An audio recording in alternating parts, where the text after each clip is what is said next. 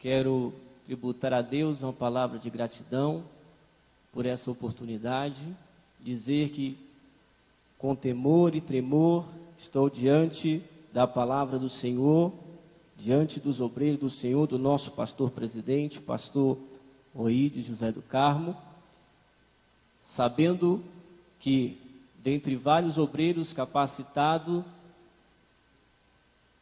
aptos na palavra, Deus resolveu franquear-me uma oportunidade nessa noite. Deus possa abençoar ricamente o pastor Oídes por essa oportunidade. Quero também, neste ensejo, dizer que estou alegre com o Senhor Jesus por mais uma razão, pois hoje eu e minha esposa estamos completando 17 anos de casados. Deus possa abençoar minha esposa, está aí, ela faz parte desse ministério, tem acreditado, tem orado, tem sido um braço forte. E o Senhor tem nos abençoado com 2 filhos, Beatriz, com 15 anos, e o Samuel, com 12 anos. E Deus tem nos abençoado ricamente, e nós estamos aqui para trabalharmos na obra do Senhor. Quem encontrou, diga amém. Eu vou ler uma vez, e logo após a igreja do Senhor vai repetir num coro bem bonito para o Senhor Jesus Cristo. Diz assim, eu disse o capítulo 2, na verdade é o capítulo 3, tá? Capítulo 3 do livro de Jó, versículo 25. Perdoe-me. Diz assim a palavra do Senhor: porque o que eu temia me veio, e o que receava me aconteceu. A igreja do Senhor.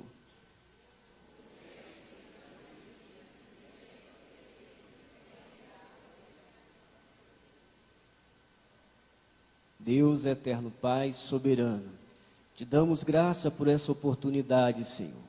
Rogo a Ti uma vez mais, ó Pai Santo, que possa me usar segundo a Tua infinita misericórdia, para ser um porta-voz da Tua palavra nesta noite. Que o Teu Espírito continue, ó Pai, falando aos corações, e que as Tuas mãos continuem, Senhor, estendidas neste lugar, abençoando e dando vitória para o Teu povo. É o que eu te peço no nome santo do Senhor Jesus. Amém? Podeis assentar, irmãos, em nome do Senhor Jesus.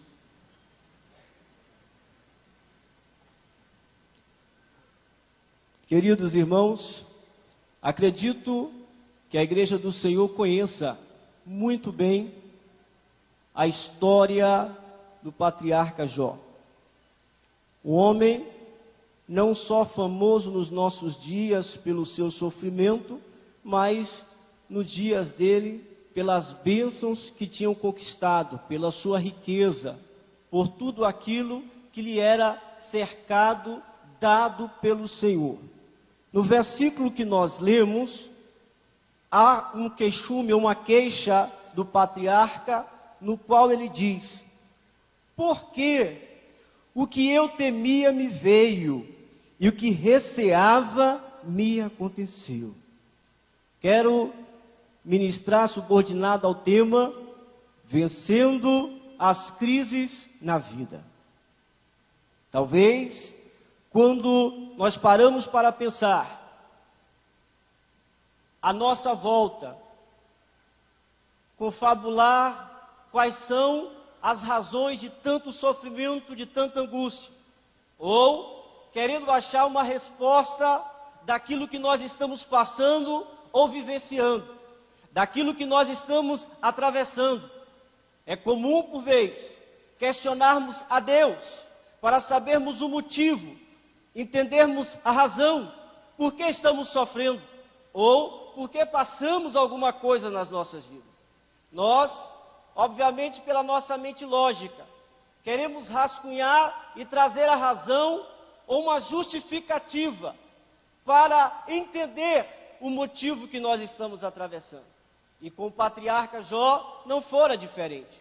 Quando nós olhamos para a vida dele, e a Bíblia dá testemunho dizendo que ele era o homem que habitava a terra de Uz, e ele estava cercado, tinham 7 filhos e 3 filhas.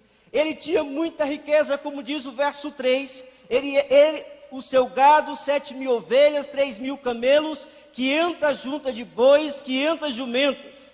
Era também muitíssima a gente do seu serviço, de maneira que este homem era maior do que todos os do Oriente.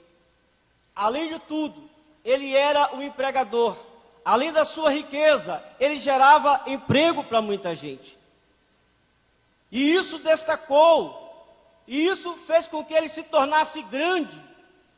O seu nome é interessante a tradução, porque ora quer dizer odiado, ora quer dizer reverente. E isso tudo voltado para Deus. E ele era como uma referência para os seus dias, dado a abundância que lhe cercava. Mas, quem sabe, como nos nossos dias, que tudo é transitório, mas a palavra do Senhor permanece para sempre. Quando nós olhamos para a vida do patriarca, a primeira crise que vem sobre a vida dele, e aqui nós podemos estar destacando, é a crise financeira.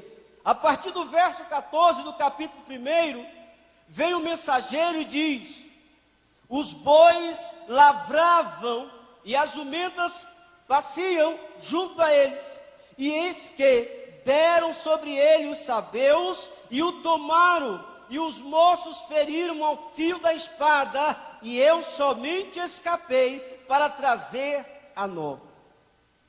A primeira notícia que ele recebera, que agora bateu na porta dele, a crise financeira.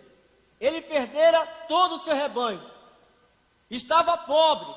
É como alguém que investe todos os seus recursos na bolsa de valor, e no dia para a noite perde tudo, e descobre que está pobre, e descobre que não tem mais herdade, descobre que não tem mais fazenda, descobre que não tem mais recurso, e a sua fé muitas vezes outrora posta na riqueza desta vida, chega a vacilar, porque agora chegou na sua vida a crise financeira. E é hora que muitas pessoas tiram a própria vida, dão cabo da própria vida, porque não suportam, porque ficam indagando o que vai ser da minha vida da agora para frente, o que vai acontecer comigo, as minhas dívidas, como eu pagarei, os meus credores, como eu vou honrar os meus compromissos, porque agora, quem sabe, na cabeça de Jó, estava passando isso naquele momento, quando ele receber a notícia: agora você está pobre, agora você não tem mais nada, agora acabaram os teus recursos, agora acabaram as tuas fazendas, você não tem mais boi, você não tem mais ovelha, você não tem mais camelo, você não tem mais nada, não tem recurso algum. Imagine, muitas vezes, nós enfrentamos a crise financeira,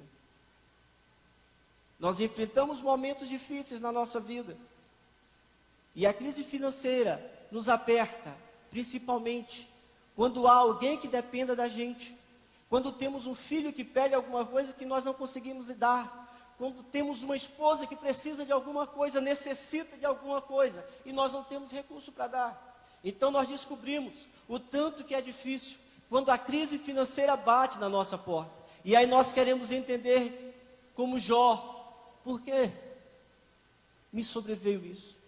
Por que aconteceu isso comigo? Eu sou fiel, eu sou dizimista, mas mesmo assim chegou na minha porta a crise financeira, mas mesmo assim perdi todos os bens que eu tinha. Deus não me ama mais, Deus não gosta mais de mim, Deus não me vê mais. E você acha que a vida dele estava boa?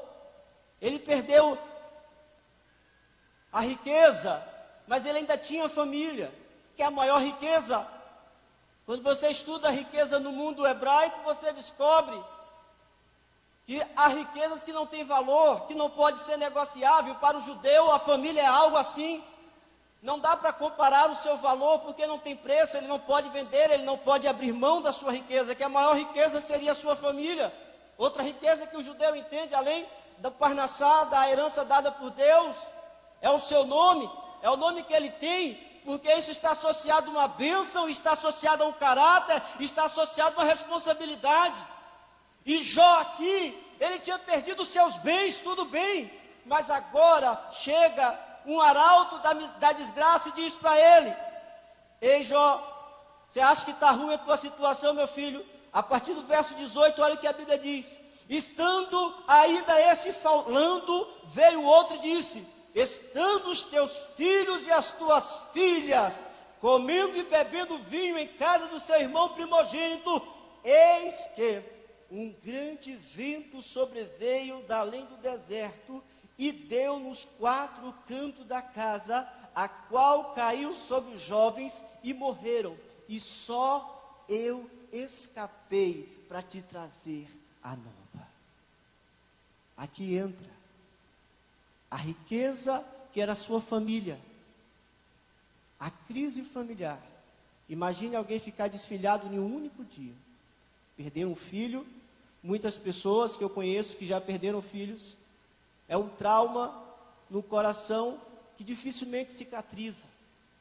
A dor é amenizada, mas quando chega no aniversário da criança ou do filho que um dia perdeu, ele lembra. Quando chega no momento da refeição, ele lembra. Conheço uma senhora que nós tivemos que ajudá-la porque ela tinha um sofrimento muito grande, porque perderam uma filha na adolescência, com 12 anos.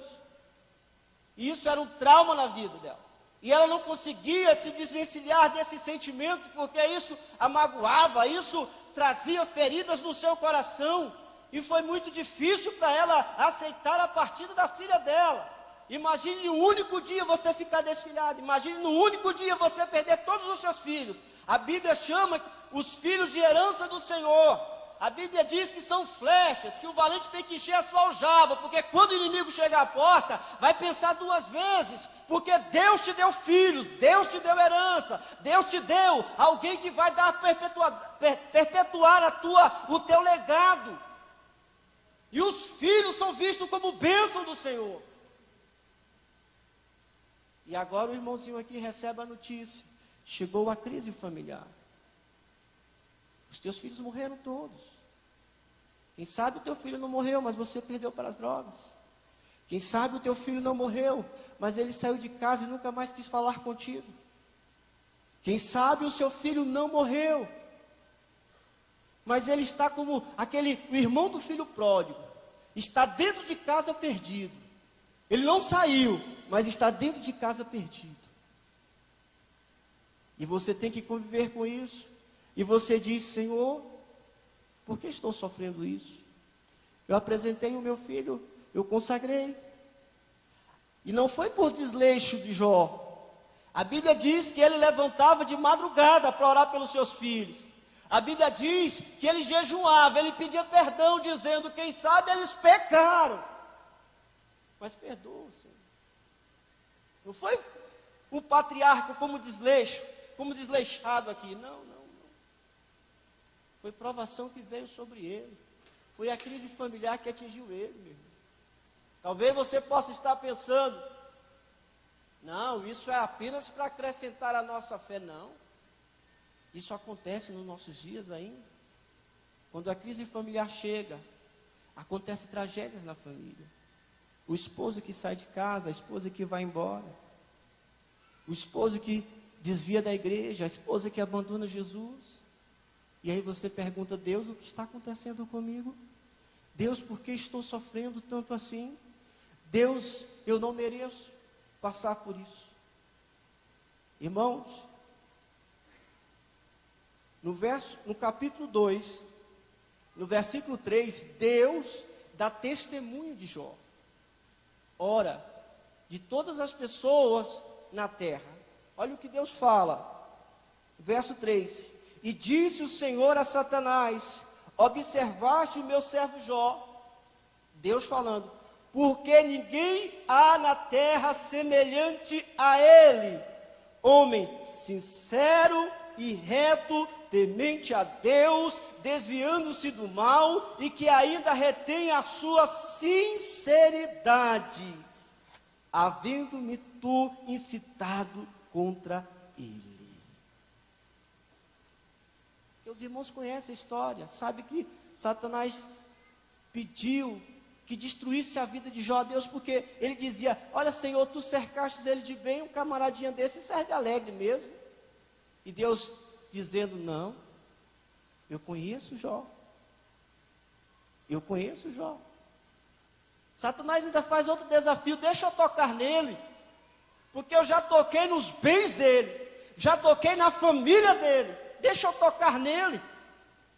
E Deus permite. E essa é uma crise que muitas pessoas sofrem. A Bíblia diz no verso 7, capítulo 2: então saiu Satanás da presença do Senhor e feriu a Jó de uma chaga maligna desde a planta do pé até o alto da cabeça. Essa aqui é a crise física.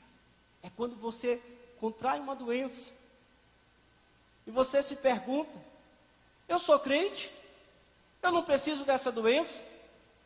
Porque há doenças, irmãos, que Deus cura.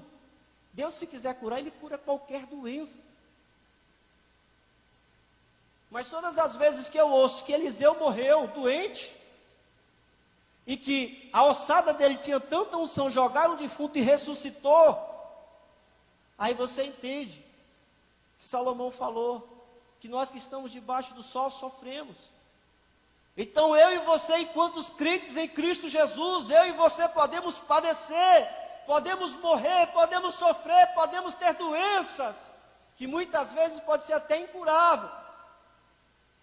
Mas não adianta querer colocar Deus na parede e dizer: Deus, por que sobreveio esta doença? Por que estou doente? Porque tantas pessoas boas morrem. Por que tantas pessoas boas sofrem? Há um livro do Filipenses que ele escreve justamente sobre isso, né? E esta é uma crise, queridos. Quando a enfermidade nos aflige, quando a enfermidade toca no nosso corpo.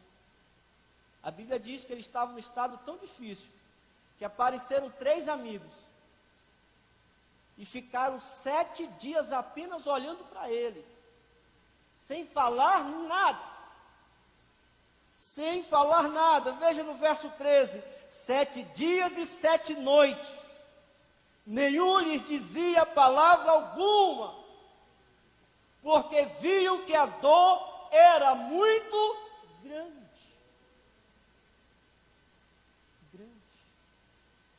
Estava doente, estava enfermo. E aí você pergunta: por que tudo isso? Até os teus amigos, que você vai esperar uma palavra dele dizendo: ei, fala alguma coisa de Deus para o meu coração. Não tem momento assim? Fala uma palavra de Deus para mim. E fala: irmão, não tenho nada de Deus para você. Diz pelo menos uma palavra de bênção para a minha vida. Ele fala: irmão, não tenho nada para você hoje. Porque é difícil, irmãos. Quando você está enfermo, quando você está doente, e essa doença te debilita, e essa doença te deixa fraco, essa doença te lança numa cama, e aí você procura os amigos para te falar alguma coisa. Aparece um Elifaz da vida, que vai dizer que você está doente porque você pecou. Aparece Bildade da vida, que vai dizer que você está doente porque deixou de fazer a obra de Deus. E vai aparecer o terceiro, Zofar, que vai dizer que você está doente porque você não consegue entender ou compreender o plano de Deus. Você queria ter uma palavra amiga, irmãos. E eu acho interessante a tradução dos nomes desses homens. O primeiro, Zofar: o Senhor é forte, o Senhor que realiza, o Senhor que faz.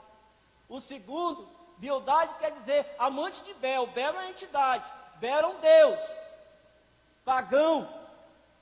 Mas o terceiro, Zofar, é o que eu acho mais lindo. Quer dizer gorjeador. Parece que Deus estava dizendo para ele: meu, no meio dessa luta toda, eu vou te mandar aí uma palavra grande, que é gorjeador. Toda vez que chamar a palavra Zofar, você vai entender o que é gorjear. Sabe o que é gorjear? O passarinho faz o quê? É gorjear, quando ele canta. Aí Deus estava dizendo: no meio da tua luta, vai ter um Zofar. Você vai ter que cantar. Você vai ter que gorjear. Você vai ter que adorar.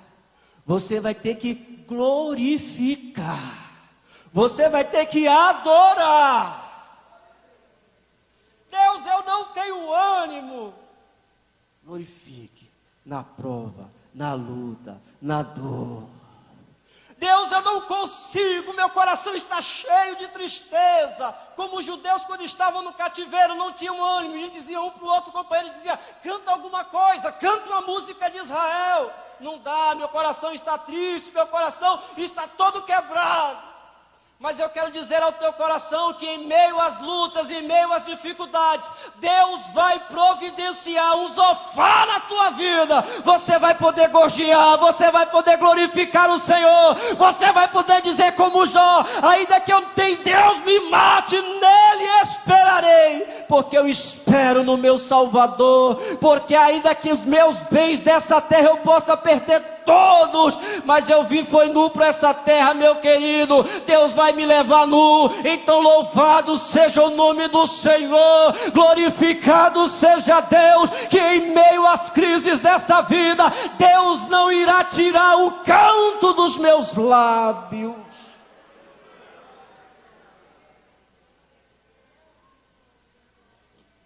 E a quarta crise, que eu acho que é uma das mais difíceis. Primeiro, a crise financeira. Segundo, a crise familiar. Terceiro, a crise física. Mas a pior, a crise emocional. A crise de fora salta para dentro dele. Veja o texto. No capítulo 3, ele começa a lamentar por ter nascido. No capítulo 3, ele pede para Deus riscar o dia que ele nasceu.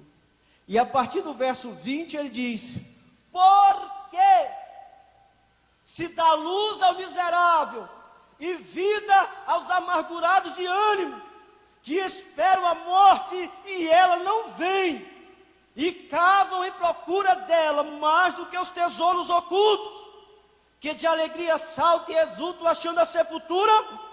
Porque se dá luz ao homem cujo caminho é oculto, e a quem Deus o encobriu. Porque antes do meu pão vem o meu suspiro, e os meus gemidos se derramam como água.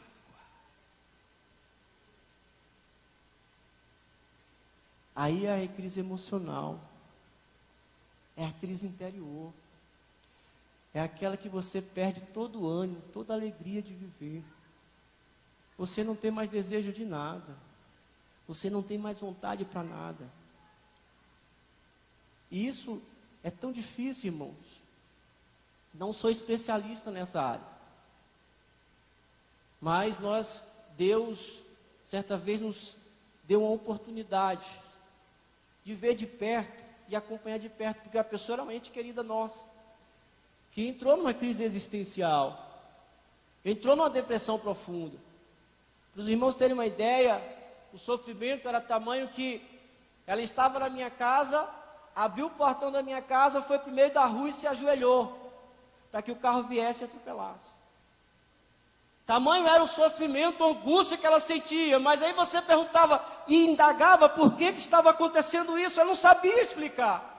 Simplesmente ficava chorando, simplesmente entrava em paranoia, simplesmente ficava desesperada, com uma dor tremenda e não sabia explicar os motivos daquele sofrimento, daquela angústia, daquela dor que apertava o seu peito.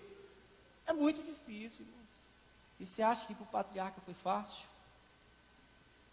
Dizer para Deus: Deus, risca aí o dia do calendário que eu nasci. Maldito seja o dia que disseram: a madre deu à luz a um varão. Olha o que ele diz: que esse dia não raiasse. O sofrimento tomava conta da vida dele. E aí você se pergunta: como, Senhor, passar por tudo isso? Como, Senhor, viver tudo isso? Mas o Deus que você serve, Ele está aqui, nesta noite, para te fazer, como Paulo diz na carta aos Romanos, mais do que vencedor. Mais do que vencedor.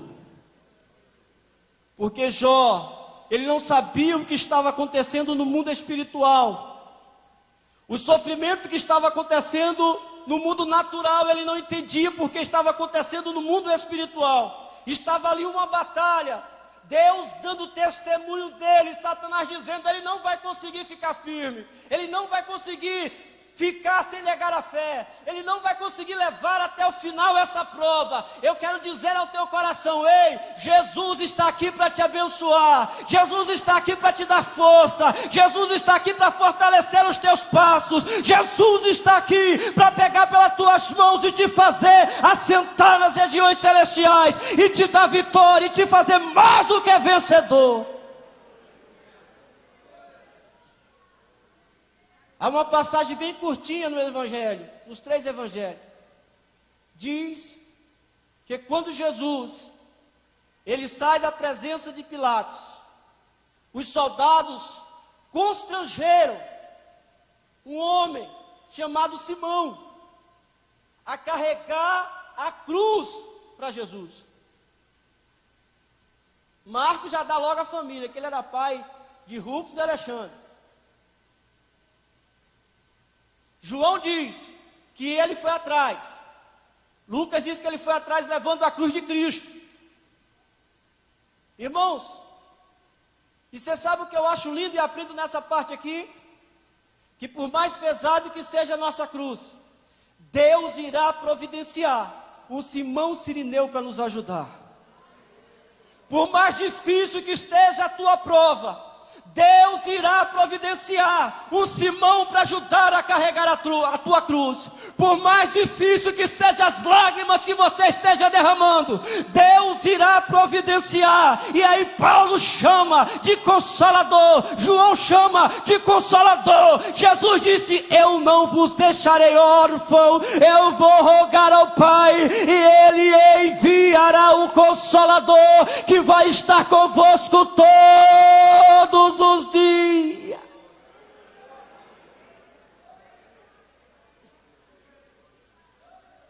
Todos os dias. Aí Paulo diz: se te faltar palavras, numa hora como essa, com gemidos inexprimíveis, Ele intercede ao Pai por mim e por você. Senhor, eu não sei o que falar na hora dessa. Senhor, eu não sei o que dizer numa hora dessa. Não se preocupe.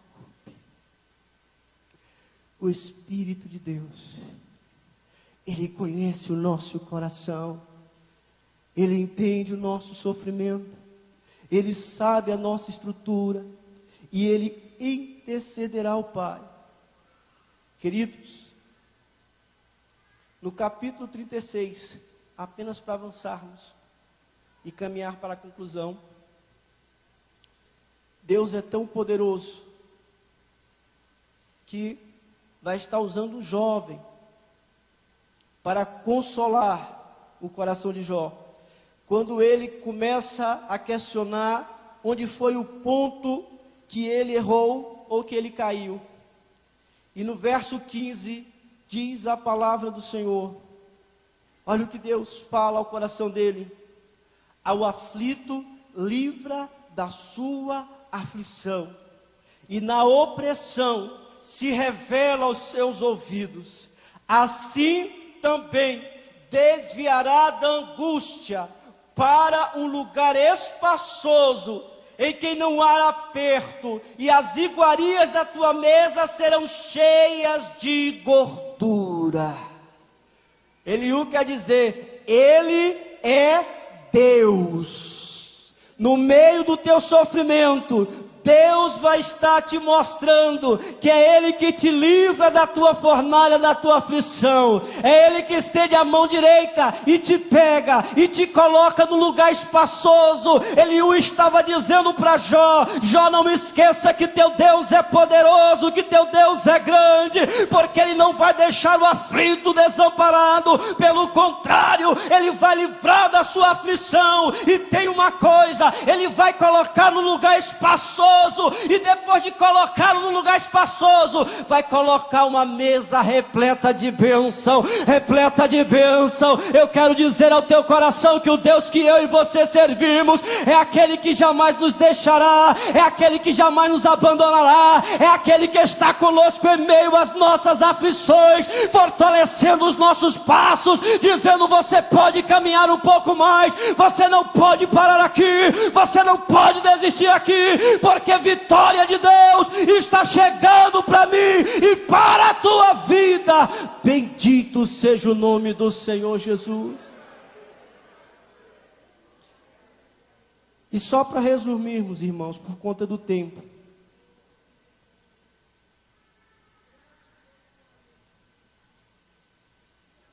capítulo 42, verso 2 diz: quando Deus se revela por meio de Eliú a Jó, depois de várias perguntas que ele faz, aí Jó responde: bem sei eu que tudo podes. Bem sei eu que tudo podes, e que nenhum dos teus pensamentos pode ser impedido. Fique de pé comigo.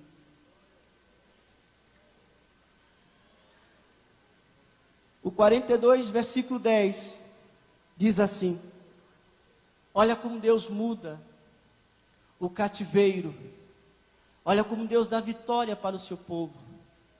Primeiro ele mostra que ele tem poder para tirar o aflito da aflição dele, que ele tem poder de te tirar de um lugar de sofrimento e te colocar no lugar espaçoso, que ele tem o poder de ser a providência na tua vida, colocando uma mesa repleta para você.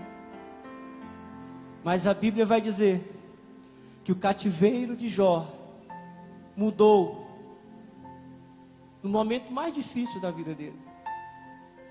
Quando Jó pensou que estava acabado, arrasado, destruído, que não tinha mais nada,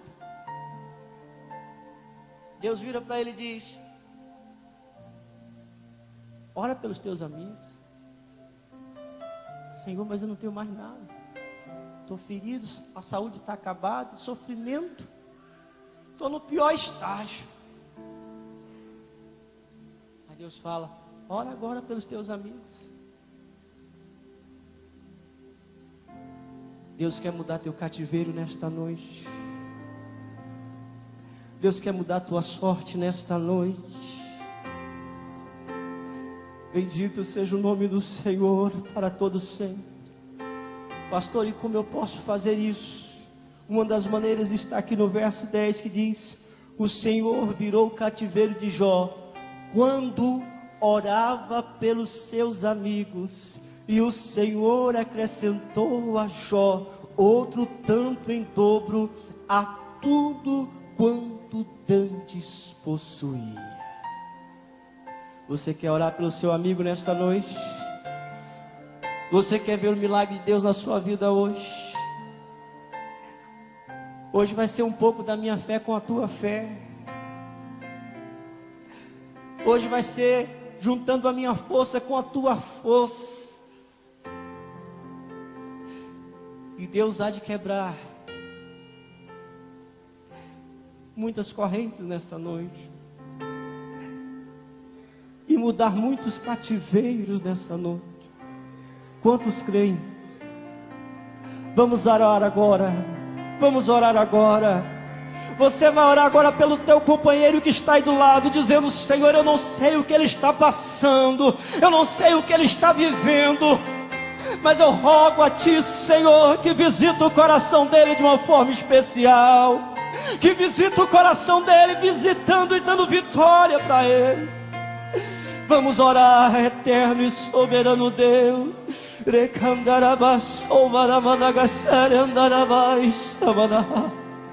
Meu Deus e meu Pai, no nome santo do Senhor Jesus Cristo, nós estamos aqui, Senhor, para glorificar a Ti. Meu Deus, rogando agora, Pai Santo, para visitar a vida dos irmãos que aqui estão, para visitar a vida das pessoas que aqui estão, meu Pai, que estão passando numa crise existencial, quem sabe uma crise financeira, uma crise familiar, uma crise física, uma crise emocional, meu Deus, mas nessa noite, que o Teu nome seja glorificado uma vez mais, que o Teu nome seja exaltado uma vez mais, Senhor, e para a glória e louvor do Teu santo nome, visita, Senhor.